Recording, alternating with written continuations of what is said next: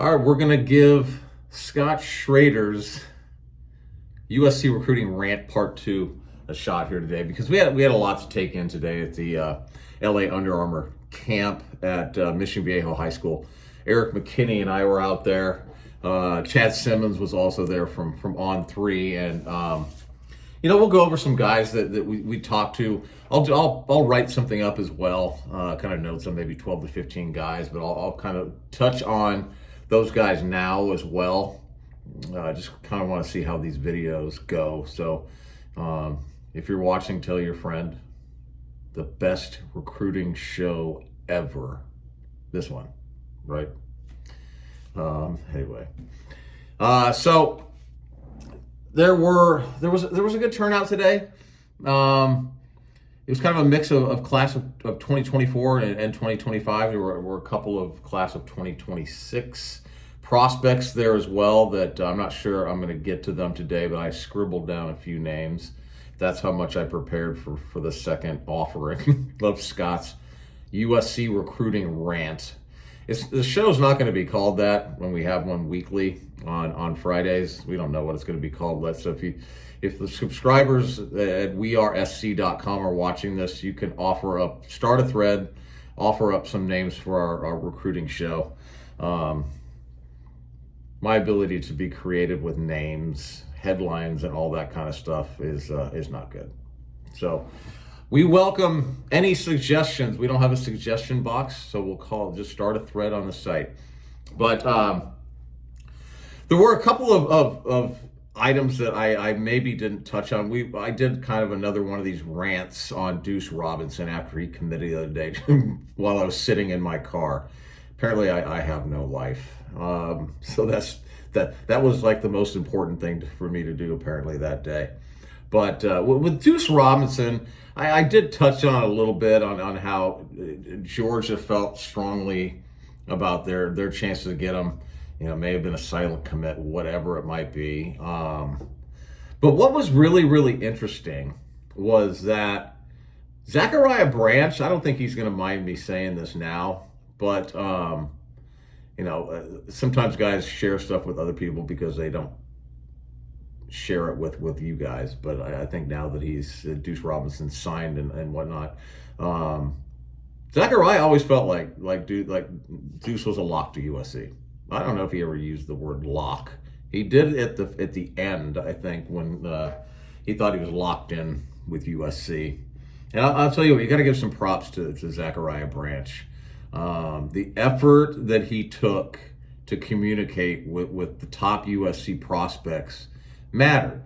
I think, the relationships, feeling a part of something. He wasn't the only one. Malachi and Nelson and Makai Lemon also, when they were at events and so on, they were talking to guys. But I don't think anybody in this recruiting class really put in the consistent effort that Zach Branch did. So, next time you get an opportunity to see Branch, thank him for, one of the reasons why Deuce Robinson ended up at USC. I'm not going to say it was a main reason, but all this stuff does matter. And apparently on the topic of Zachariah Branch, per some USC recruits who had an opportunity to watch practice, I don't know how much we're allowed to report, but nobody has told us that we can't use secondhand information to report on practices. So he's looked phenomenal. Obviously, we've written about that, and there's been some talk amongst the people at USC that Zachariah Branch has been crushing it in practice, but these recruits were just like Zach Branch was unstoppable. So I'm looking forward to the spring game as much as y'all are. Sorry, we got that wrapped out of the way. Deuce Robinson, again, that was a huge pickup for USC.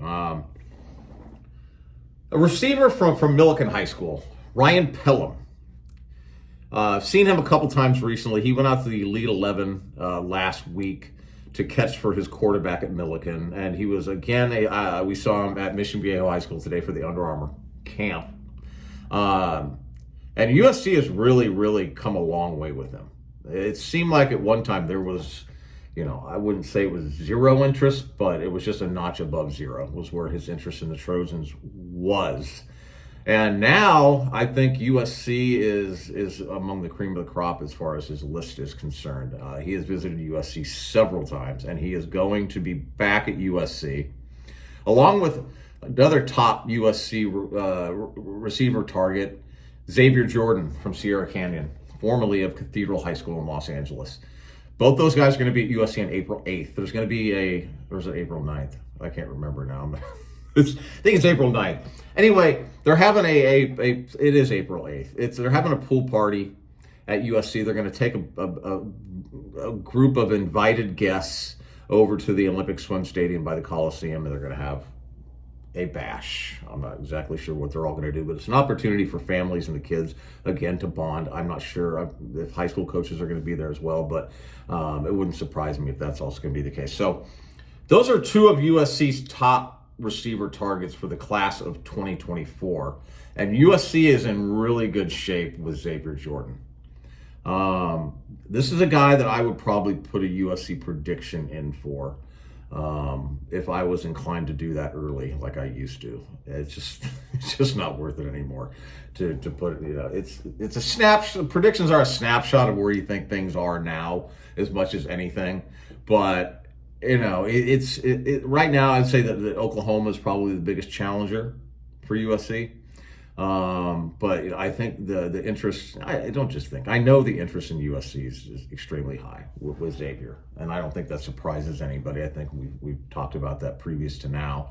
But another prospect on the other side of the ball, Dakota Fields from Sarah High School. Cornerback that Dante Williams is pursuing hard. And he was at USC a few weeks back, I think it was.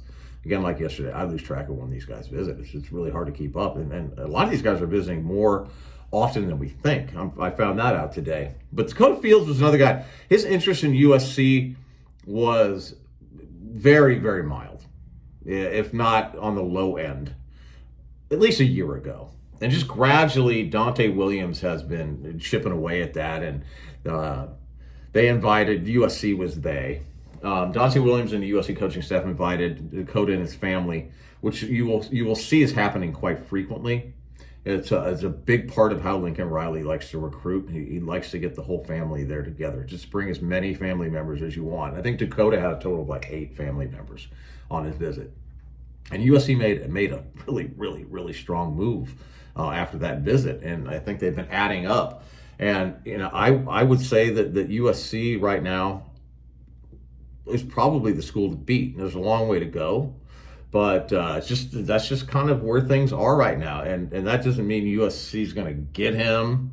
There's a lot of work that needs to be put in between now and signing day, but USC's in a really strong place. And another cornerback USC's in a really great place with is Xavier Brown from Mater Dei. I've seen him several times recently. He's also going to be back at USC soon. He's going to be taking an official visit also in June. And I forgot to mention that Dakota Fields will be taking his official visit in June.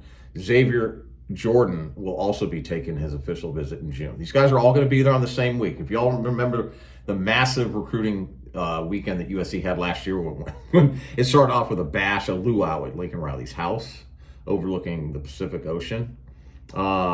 And then the next day, I believe they went to the beach and they may have done a photo shoot at the Coliseum. And during that photo shoot, USC brought back a bunch of former players to come and talk to the guys that were on that visit that weekend. And then the following day, Sunday, they had breakfast at the Staples Center. It was just a ridiculously awesome experience for the kids. And USC ended up signing 14 out of the 24, 25 guys that did take official visits last June 16th to the 19th. So that's about when the visit weekend's going to happen again this year. I know Annie Hansen is thinking of some great ideas on how to impress these guys, and I'll tell you what, I'm looking forward to seeing what they do as much as anybody. I'll be honest with you. What Annie Hansen and her staff do is just extraordinarily impressive. So we got the cornerbacks out of the way for the class of 2024. I'm gonna go ahead while it's on my mind with cornerbacks. Saw 6'3", 2025 cornerback from Mission Viejo High School, Dijon Lee, today. He visited USC yesterday. It was another great visit. I think this is again, we're talking. This is how it is now, but at the same time, we know that there's at least a year and a half plus until somebody like Dijon Lee will be signed his letter of intent. But right now, I think that USC and then Washington are the two schools right now. He's still got a lot of schools to visit. He's still getting offers. He's going to be one of the most highly sought after cornerbacks in the country for the class of 2025. So I just wanted to make sure I got him. I'm just going down my list right now. So in case you're wondering what I'm doing, I'm looking over my computer sometimes to look at rankings, trying to think of some other names. But Manasseh Aitete, from Congo. He took a visit also to USC yesterday, and he's one of the top offensive line targets for Josh Henson. It was his first visit to USC, and he said he's definitely going to be taken. USC will be getting one of his official visits. So this is a guy. When we write our article, I'm going to put more details. I'll put details about the schools that he's also going to go visit officially and whatnot. And I'll do this with all the guys. I'm just trying to briefly touch on how things are going with USC for the most part. Maybe add a couple other schools to the equation, but. Another 2025 cornerback, Chuck McDonald from Mater Dei. This is a big-time player as well, and I think USC's in a really strong spot with him. I just talked to him. We'll have a story and a write-up, on his thoughts on USC, which I think USC fans will enjoy reading. So he's another guy that's, if we want to talk about collectively with Mater Dei prospects, they've always given USC a look. And USC has gotten plenty of the guys from Mater Dei. But the Mater Dei teams have continually gotten more and more impressively talented. And there is an exceptionally talented group of guys right now, top to bottom. We're talking class 2024, 25, 26, 27. There's a kid, Lex Mailangi, who's going to be coming in. He's going to be a freshman this upcoming season, who already is you can tell he's going to be a national recruit. I don't know how many offers he has, but he's got a few. But again, on to the Jordan Davis and running back. I think we talked about him the other day.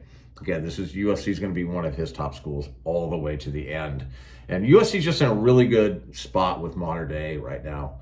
And early in the process, you talk about Mater Dei, we'll just bring them all in. And the reality is, I think, even though they're interested in high and USC's interested in them, I think as you see more, USC starts to change maybe their priorities and juggle around their recruiting board. But, I would say out of the class of 2024, you have Brandon Baker, you got DeAndre Carter, and you got Zabian Brown. Those are pretty much the class of 2024 guys that they're after. But then Mater Dei is probably the most talented group of players at Mater Dei right now. And I don't know what their complete freshman class looks like, but their class of 2025 at Mater Dei is just off the charts. Good. All right, so Jaden Hudson, 5-star safety, class of 2025 from Northern California. He was another guy where I think USC got off to a slow start with him, but he came for a visit, and they immediately rose up to one of the top schools. He's going to be back at USC soon, and I'm going to check with him tonight. We're going to write something on him, but I think he might also be at that pool party on April 8th, or whatever Saturday is. I'm not looking at a calendar. I'm looking at anything. I'm terrible with dates, but just for all your benefits, I'm going to look at my calendar right now, and we'll see what the heck that is. But Devon Mitchell was another prospect we were looking forward to seeing today, and April 8th is the date. And he's a kid that moved from Allen, Texas. He's at Los Alamitos now, and you're thinking USC's going to be all over him. And turns out USC's not pursuing it all as of now, which is surprising. He hasn't even heard from them. But sometimes USC really has has tunnel vision on the current class, and this current class is class of 2024. So we'll see if things pick up with him. But I want to mention one class of 2026 prospect that I haven't talked about, and that's Seimu Moala from Lusinger High School in Los Angeles. It was interesting. I was talking to somebody and close to Seimu, and again, he's a freshman and he's just starting to get his offers. But this is going to be Seimu is going to be the 45 offer guy, and God knows where he's going to end up playing high school, because Bosco, Mater Dei, and all those schools are probably going to be after him, Alamany, you name it. But It's going to be hard to beat. Per somebody really close to him, it's going to be nearly impossible to beat USC for him. So we'll keep tabs on that, and we'll keep you updated and remind you that I made. If it turns out that was not good information, which I highly doubt it's bad information, I will remind you how dumb I am. There's plenty of people on Twitter that like to remind you how dumb I am, so maybe I'll just let them take over on that one. But I'm running out of names right now. There were a few other guys that were there. I saw a few guys like we talked about yesterday, Jason Brown yesterday at the passing downs 7-on-7 event at Baldwin Park High School. And it's just there's just a different feel to recruiting this year. You could tell things were going in a good direction last year. And last year was kind of like a whole lot of talk and hype about what the vision was for USC. Now, I'm not going to continue to bring it up this way. We know how the season ended last year for USC, but USC also ended their previous season 4-8. So they finished the regular season last year 11-1. So they went from 4-8 to 11-1. And that one loss was to Utah, and my goodness, Utah got a lot of help that game. And look, we're not going to say the refs won the game for them, but we're going to pretty much say that. There's just different fields of recruiting right now, and now these players have seen what USC can do, what Lincoln Riley's capable of doing. Because the honest truth is, there were maybe at most this many guys that could have come into USC and turned that 4-8 program into an 11-1 program. Lincoln Riley was one of them. So that means there were four others. Nick Saban, Kirby Smart, obviously, because he might win 3 championships in a row for all we know. Him and after that, I as far as college coaches are concerned, I just can't. I mean, is Dabo that guy? I don't think so. You can't come out to USC as Dabo Swinney and turn the program around that fast. And we're not claiming he's not an elite head coach, but it's a different environment in Southern California. And a lot of people that are going to be coming out to West Coast schools, aren't as inclined to be as impressed with some of the stuff that they sell at Clemson. And this is not bad stuff. It's just a different type of lifestyle and a different type of culture that people are looking for. So I think as far as the USC season, recruits are impressed. USC has some work to do with showing kids that they're improved on defense. So to close the deal with these guys that are really, really highly interested in USC, like yesterday, we're ready to put a prediction in for Aaron Flowers from Texas, one of the top safeties in the nation.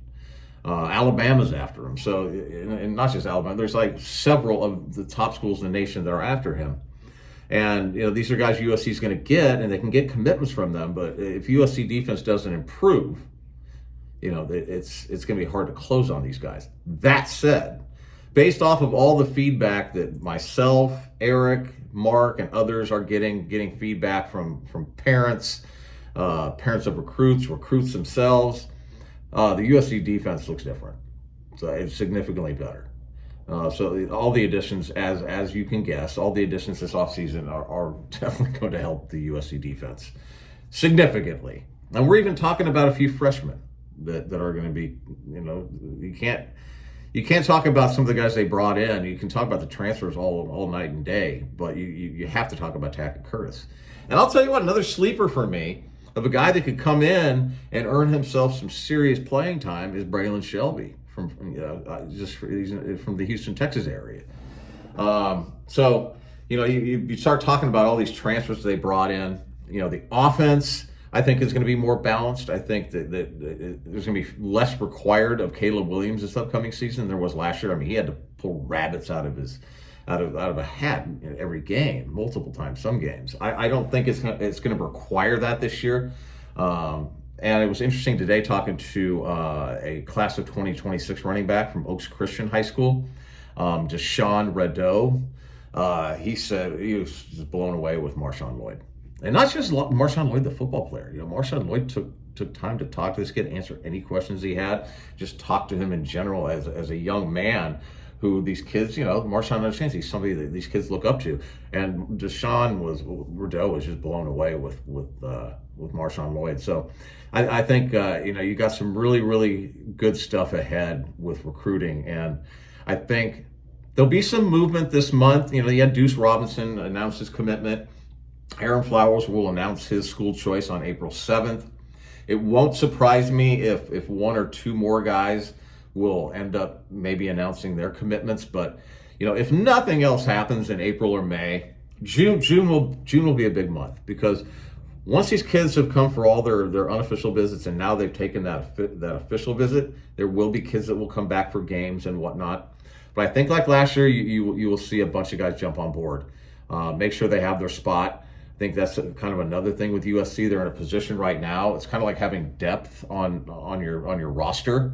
If one guy's not necessarily pulling his weight, and not playing well, you got another guy you can bring in. That was something that USC suffered really a lot with under Clay Helton. Is that sometimes you just couldn't take the guys out that were making the mental mistakes and the discipline and had discipline issues. Same thing I think is true with recruits.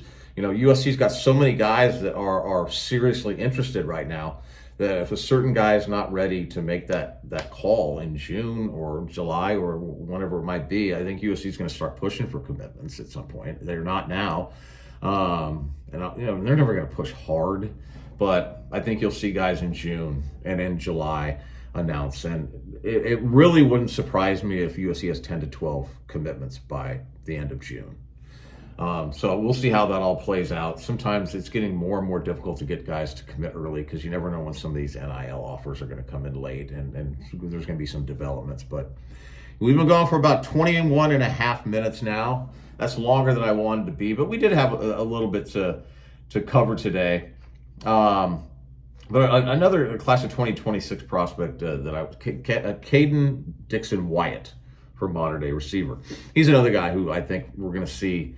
People are going to understand how talented and deep the Mater Dei roster is, because they're bringing in these freshmen. They're playing them on the varsity game. They're not starting, but these guys are playing some serious minutes. Corey Lavender did start as a cornerback last season for Mater Dei. So before I'm done here too, what we're going to have coming up is after the spring game on April 15th, is coaches can start hitting the road and high schools start their spring practices.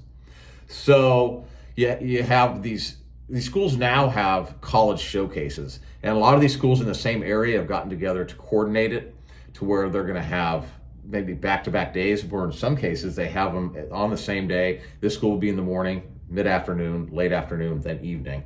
So these college coaches can come in, they can stay at an area hotel, and they can bang out going to the four schools or whatever it might be. So we'll have showcases from Mater Dei, Bosco, Centennial High School, Los Alamitos, Sierra Canyon, Sarah, Mission Viejo. There's a list of schools that I could go, and it would be very, very long. We'd be here all night. But that's going to be something that we'll be seriously focusing on as well, because that's when college coaches get an opportunity to see some of these kids in person. Maybe guys they've been charting and following, and now they will offer because they had a chance to see them in person. But a receiver, just like on Columbo. And one more thing, Marcus Harris is a class of 2025 receiver at Mater Dei. He doesn't have a USC offer. We were talking about a kid yesterday from Georgia that's committed to LSU in Joseph Stone. Marcus doesn't have a USC offer, but he's going to come out with his top 10, I think, soon. He did tell me a date, but I'm old and I forget stuff. He's going to come out with his top 10, and USC is going to be on it. USC is going to be on it because that is a school that, that offer is going to matter. And so I guess USC is not really going to get a good look at him until the fall. And so don't expect an offer to come in. I suppose he could end up at a camp in June and potentially earn an offer there, but I think USC probably wants to see him. He's class of 2025, so remember, they're a year off. But that's a receiver I just wanted to mention, because this is a kid who's just a coach's dream as a young person, and then exceptionally talented receiver. But as we'll be mentioning, we'll be like a broken record talking about USC and recruiting receivers. They're very picky, and they can be. So anyway, we're approaching the 25-minute mark. For all of you watching and aren't already at wearesc.com, come check us out. We're having a spring practice special right now. If I can't remember what the deal is. I think it's actually $9.99 for 4 months, which is a hell of a deal. We also have an annual deal right now for $29.99. I mean, that's 12 months for $29.99. I'll tell you what. You don't have to like me. You don't have to like anybody at We Are SC, but we got some great subscribers there that have built an awesome community. These people love meeting up on our site and just kind of going back and forth, sharing their thoughts, bringing stuff they found interesting, and just seeing what other people think. Sharing stuff from social media, sometimes just bringing up something off topic. So it's more than just stories and articles that are being written on our site. It's a community, and it's USC fans. And our USC fans happen to get along. Sometimes when you get a large group of fans, and they find reasons to fight. But it's really a pleasant place to be. It's a pleasant place for me to be able to be a part of as well. So I think you all should just give us a shot. You can even try 7 days for free. But it's really worth checking us out. Thank you.